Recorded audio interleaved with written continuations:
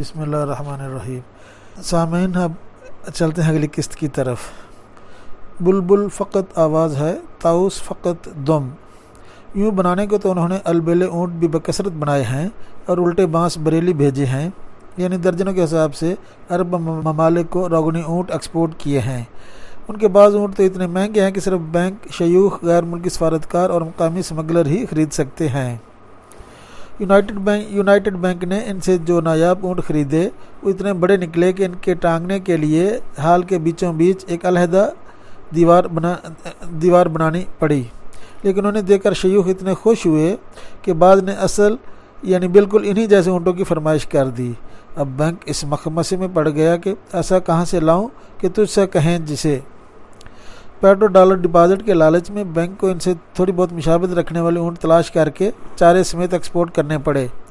جب ہم United bank سے متعلق و منسلک ہوئے تو ایک دن ہمت کر کے گل جی سے کہا کہ حضور، اگر آپ آئندہ ایسے اونٹ بنائیں جو اس عالم آب و گل میں بآسانی دستیاب ہو جایا کریں تو بینک کو شیوخ کی فرمائش پوری کرنے میں آسانی رہے گی۔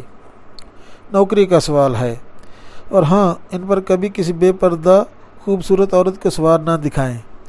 گل جی بلا کے ذہین، زود رنج اور حاضر جواب آرٹسٹ ٹھہرے۔ بہت منغص ہوئے، پھر کچھ خیال آیا تو سنبھل کر انگریزی میں بولے، بابا ہم سیدھے سادے اسماعیلی آغا خانی مزدور تابع دار، مگر یہ اسی وقت ممکن ہے جب میں آئل پینٹ کو بد چلن اونٹنی کے دودھ میں مکس کر کے کنواری گھوڑی کی دم کے بالوں سے کے برش سے اونٹ بناؤں۔ لاگت اور قیمت دگنی ہو جائے گی۔ سوچ لیجئے۔ اردو میں، صاحب آپ فقیروں سے مسخری کرتے ہیں۔ پکاسو کہتا ہے کہ پینٹنگ اندھوں کا پیشہ ہے۔ آرٹسٹ وہ پینٹ نہیں کرتا جو وہ دیکھتا ہے، بلکہ جو وہ محسوس کرتا ہے کہ وہ دیکھ رہا ہے۔ ہم نے ان کے طنز کا برا نہیں مانا۔ اول تو مرد دانا پر کلام گرم و گنجلک بے اثر۔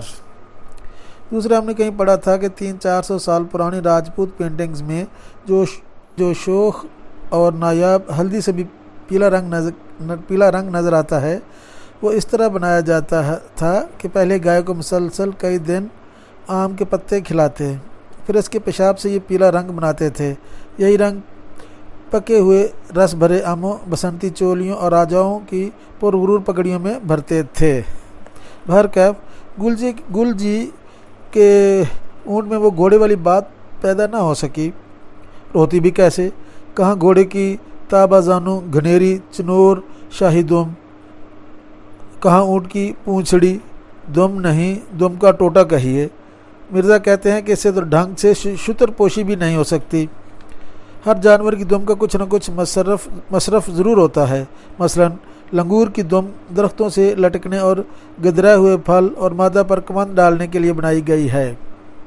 آقا کے سامنے بے اختیار ہلنے والی کتے کی دم پچھلے جنم میں کسی مصاحب کی زبان تھی۔ کتا اس کام کے لیے اپنی زبان استعمال نہیں کرتا۔ شتر مرغ کی دم مغربی خواتین کے سر کی زینت کے لیے بنی ہے۔ بعض جانور کو دم محض اس لیے دی گئی ہے کہ دکھیا کے پاس دبا کر بھاگنے کے لیے کچھ تو ہو۔ دانا اس رمز کو جانتے ہیں کہ بعض اوقات غریب کو مونچھ صرف اس لیے رکھنی پڑتی ہے کہ بوقت ضرورت نیچی کر کے جان کی امان پائے۔ مور کی دم شہریوں کو ناچ دکھانے کے لیے نہیں، بلکہ جنگل میں مورنی کو رجھانے اور پیروں کے مزاروں پر جاروب کشی کے لیے بنائی گئی ہے۔ یہ لالچ نہ ہوتا تو ذرا سے جسے پر اتنا جھاڑ جھنکار کاہے کو اٹھائے پھرتا۔ مور کو اگر شیو کر دیا جائے تو بالکل الو معلوم ہوگا۔ افضل ترین دم۔ لیکن اونٹ کی دم سے مادہ کو رجانا تو درکنار کسی بھی معقول یا نامعقول جذبے کا اظہار نہیں کیا جا سکتا۔ اس کو تو ٹھیک سے لٹکانا بھی نہیں آتا۔ سچ پوچھے تو دم تو بس مور، برڈ آف پیراڈائز اور کسینوں کی ہوتی ہے۔ آخر ذکر ہمیں اس لیے بھی اچھی لگتی ہے کہ وہ ان کی اپنی نہیں ہوتی، اور اس کا مقصد آدمی کے اندر سوئے ہوئے اور ہارنے والے خرگوش کو گدگدا کر جگانا ہے۔ برڈ آف پیراڈائز کور کے برابر ہوتا ہے، لیکن نر کی دم خدا جھوٹ نہ بلوائے 15 فٹ لمبی ہوتی ہے۔ اگر بہت سے نر اونچے درختوں پر اپنے متعلقہ دمیں لٹکائے امیدوار کرم بیٹھے ہوں تو مادہ ان کی شوہرانہ اہلیت جانچنے کے لیے وہی پیمانہ استعمال کرتی ہے جسے اگلے زمانے میں علماء و فضلاء کا علم ناپا جاتا تھا۔ مطلب یہ کہ فقط ملاقات یعنی داڑھی، شملہ اور دم کی لمبائی پر فیصلے کا انحصار۔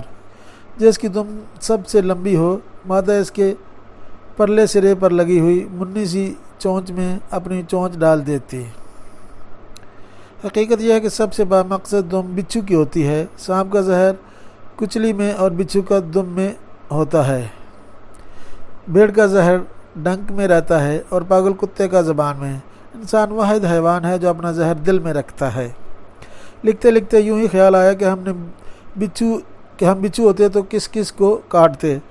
اپنے ناپسندہ اشخاص کی فہرست کو دیکھتے ہوئے کہنا پڑتا ہے کہ ایک زندگی تو اس مشن کے لیے بالکل ناکافی ہوتی، لیکن یہاں تک نوبت ہی نہ آتی، اس لیے کہ ہمارے معتوبین کی فہرست میں سب سے پہلا نام تو ہمارا اپنا ہی ہے۔ رہی سانپ کی دم تو وہ ہمیں پسند تو نہیں، لبھاتی ضرور کرتی ہے۔ اس میں وہی خوبی پائی جاتی ہے جو ہماری پیشانی میں ہے۔ کوئی نہیں بتا سکتا کہ وہ کہاں سے شروع ہوتی ہے اور کہاں سے شروع ہوتی ہے۔ فن کو چھوڑ کر ہمیں تو سارا سانپ دم ہی دم معلوم ہوتا ہے، لیکن سب سے اعلیٰ افضل وہ دم قرار پائے گی جو جھڑ چکی ہے، اس لیے کہ اس حادثے کے بعد ہی اشرف المخلوقات اور خلیفۃ الارض کا درجہ ملا ہے۔ ہماری سواری، کیلے کا چھلکا۔ فٹن اور گھوڑے سے بشارت کی شیفتگی کا ذکر کرتے کرتے ہم کہاں آ نکلے۔ مرشدی و آقائی مرزا عبد الودود بیگ نے ایک دفعہ بڑے تجربے کی بات کہی، فرمایا جب آدمی کیلے کے چھلکے پر پھسل جائے تو پھر رکنے بریک لگانے کی کوشش ہرگز نہیں کرنی چاہیے، کیونکہ اسے اور زیادہ چوٹ آئے گی۔ بس آرام سے پھسلتے رہنا چاہیے اور پھسلنے کو انجوائے کرنا چاہیے۔ بقول تمہارے استاد ذوق کے، تم بھی چلے چلو یہ جہاں تک چلی چلے۔ کیلے کا چھلکا جب تھک جائے گا تو خود بخود رک جائے گا، جسٹ ریلیکس۔ لہذا قدم ہی نہیں، قلم یا نگاہ تصور بھی پھسل جائے تو ہم اسی اصول پر عمل کرتے ہیں، بلکہ صاف صاف کیوں نہ اقرار کر لیں کہ زندگی کے طویل سفر میں کیلے کا چھلکا ہی ہماری واحد سواری رہا ہے۔ اور یہ جو کبھی کبھی ہماری چال میں جوانوں کی سی تیزی اور صحت مند چل پھر آ جاتی ہے تو یہ اسی کے طفیل ہے۔ ایک دفعہ رپٹ جائیں تو پھر یہ قلم چال جو بھی کنویں جھکوائے اور جن گلیوں گلیاروں میں لے جائے وہاں بے ارادہ لیکن برغبت جاتے ہیں۔ قلم کو روکنے تھامنے کی ذرا کوشش نہیں کرتے، اور جب بیروں کی پوٹ پھٹ کر کاغذ پر بکھر جاتی ہے تو ہماری مثال اس بچے کی سی ہوتی ہے جس کی ٹھوسا ٹھوس بھری ہوئی جیب کے تمام رازوں کو کوئی اچانک نکال کر سب کے سامنے میز پر نمائش لگا دے۔ زیادہ خفت بڑوں کو ہوتی ہے کہ انہیں اپنا بھولا بسرا بچپن اور اپنی موجودہ میز کی درازیں یاد آ جاتی ہیں۔ جس دن بچے کی جیب سے فضول چیزوں کے بجائے پیسے برآمد ہوں تو سمجھ لینا چاہیے کہ اب اسے بے فکری کی نیند کبھی نصیب نہیں ہوگی۔ ریس کورس سے تانگے تک۔ جیسے جیسے بزنس میں منافع بڑھتا گیا، فٹن کی خواہش بھی شدید تر ہوتی گئی۔ بشارت مہینوں گھوڑے کی تلاش میں سرگرداں رہے۔ ایسا لگتا تھا جیسے گھوڑے کے بغیر ان کے سارے کام بند ہیں، اور بادشاہ رچرڈ سوم کی طرح وہ ہر چیز کو گھوڑے کی خاطر تج دینے کے لیے تیار ہیں۔ ان کے پڑوسی چودھری کرم الہی نے مشورہ دیا کہ ضلع سرگودا کے پولیس اسٹاڈ فارم سے رجوع کیجیے، وہاں پولیس کی نگرانی میں تھارو بریڈ اور اعلیٰ ذات کے گھوڑوں سے افزائش نسل کروائی جاتی ہے۔ گھوڑے کا باپ خالص اور اصیل ہو تو بیٹا لا محالہ اسی پر پڑے گا۔ مسئلہ ہے کہ باپ پر پوت، پتا پر گھوڑا، بہت نہیں تو تھوڑا تھوڑا۔ مگر بشارت کہنے لگے کہ میرا دل نہیں ٹھکتا۔ بات یہ ہے کہ جس گھوڑے کی پیدائش میں پولیس کا عمل دخل ہو وہ خالص ہو ہی نہیں سکتا، وہ گھوڑا پولیس پر پڑے گا۔ گھوڑے کے بارے میں ایک گفتگو سن کر پروفیسر قاضی عبدالقدوس MABT نے وہ مشہور شعر پڑھا اور رسم معمول بے محل پڑھا، جس میں دیدہ ور کی ولادت سے رونما ہونے والی پیچیدگیوں کے ڈر سے نرگس ہزاروں سال روتی ہے۔ مرزا کہتے ہیں کہ پروفیسر قاضی عبدالقدوس اپنے دانست میں کوئی بہت ہی دانائی کی بات کہنے کے لیے اگر بیچ میں بولیں تو بیوقوف معلوم ہوتے ہیں، اگر نہ بولیں تو اپنے چہرے کے نارمل ایکسپریشن کے سبب اور زیادہ بیوقوف لگتے ہیں۔ گویم محمل وگرنہ گویم محمل۔ پروفیسر مذکور کے نارمل ایکسپریشن سے مراد چہرے پر وہ رنگ ہیں جو اس وقت آتے اور جاتے ہیں جب کسی کی جیب بیچ میں اٹک جاتی ہے۔ خدا خدا کر کے گھوڑا پسند آیا جو ایک سٹیل ری رولنگ مل کے سیٹ کا تھا۔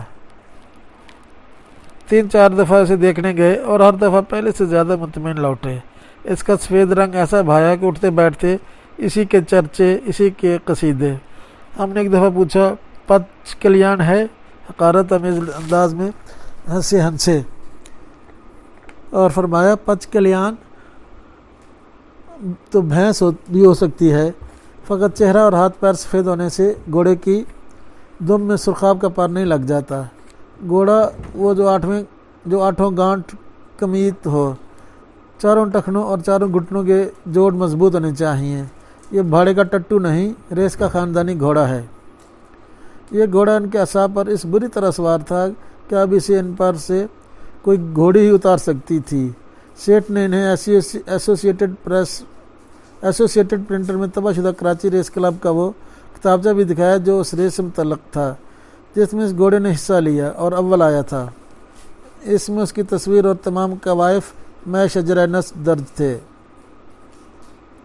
جب سے اعلیٰ نسل کا گھوڑا دیکھا انہوں نے اپنے ذاتی بزرگوں پر فخر کرنا چھوڑ دیا۔ ان کے بیان کے مطابق اس کے دادا نے بمبئی میں 3 ریسیں جیتی، چوتھی میں دوڑتے ہوئے ہارٹ فیل ہو گیا۔ اس کی دادی بڑی نرجک تھی، اپنے زمانے کے نامی گرامی ولایتی گھوڑوں سے اس کا تعلق رہ چکا تھا۔ اس کے دامن عصمت سے تمسک و تمتع کی بدولت 6 نرینہ اولادیں ہوئیں، ہر ایک اپنے متعلقہ باپ پر پڑی۔ سیٹھ سے پہلے وائٹ روز ایک بگڑے رئیس کی ملکیت تھا جو باتھ آئی لینڈ میں ایک کوٹھی ونڈرلینڈ کے نام کی اپنی اینگلو انڈین بیوی ایلس کے لیے بنوا رہا تھا۔ ری رولنگ مل سے جو سریا خرید کر لے گیا تھا اس کی رقم کئی مہینے سے اس کے نام کھڑی تھی۔ ریس اور سٹے میں دیوالا نکلنے کے سبب ونڈرلینڈ کی تعمیر رک گئی اور حیرت زدہ چھوڑ کر ملتان کے ایک ذمہ دار کے ساتھ یورپ کی سیر کو چلی گئی۔ سیٹھ کو ایک دن جیسی خبر ملی کہ قرض خواہ اپنے واجبات کے عوض پلاٹ پر پڑی ہوئی سیمنٹ کی بوریاں اور سریا اٹھوا کے لے گیا، اس نے اپنے مینیجر کو 5 لاٹھ بند چوکیداروں کی نفری ساتھ لے کر باتھ آئی لینڈ بھیجا کہ بھاگتے بھوت کی جو چیز بھی ہاتھ لگے کھسوٹ لائیں۔ لہذا وہ یہ گھوڑا استبل سے کھول لائے۔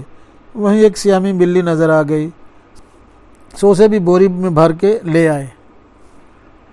گھوڑے کی ٹریجڈی کو پوری طرح ذہن نشین کرانے کے لیے بشارت نے ضمناً ہم سے ہمدردی کا اظہار کیا، فرمایا یہ گھوڑا تانگے میں جتنے کے لیے تھوڑا ہی پیدا ہوا تھا۔ سیٹھ نے بڑی زیادتی کی، مگر قسمت کی بات ہے صاحب 3 سال پہلے کون کہہ سکتا تھا کہ آپ یوں بینک میں جو دیے جائیں گے، کہاں ڈپٹی کمشنر اور ڈسٹرکٹ مجسٹریٹ کی کرسی اور کہاں بینک کا 4 فٹ اونچا سٹول۔